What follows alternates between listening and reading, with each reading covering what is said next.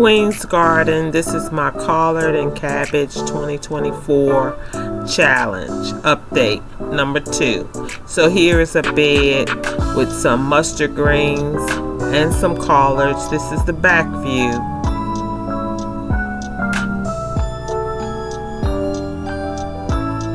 And I show you also how I'm preparing for cold weather using the plastic over the beds.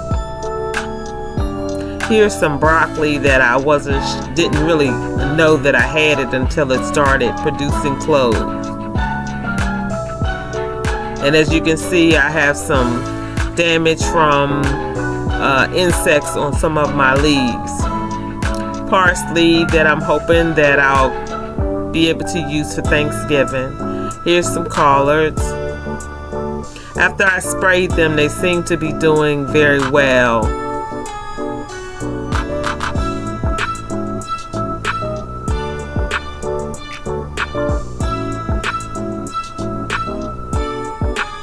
So here you can see some more of the damage. I used like a tobacco spray and then used some cornmeal, and that seems to be helping so far. So we'll see in the last update.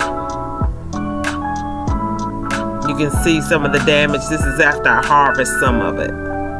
Here's some cabbage, red cabbage, more cabbage.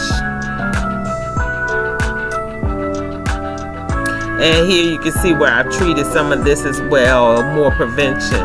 More red cabbage. And this is just another cabbage as well. This is one of the back beds that have red mustard greens. You can't see it that well because I have to cover it because of the squirrels. Here, as you know, leaves can be used as mulch, and it's also very good for the soil, adds nutrients for your plants. So I blow and I get it up with my mower.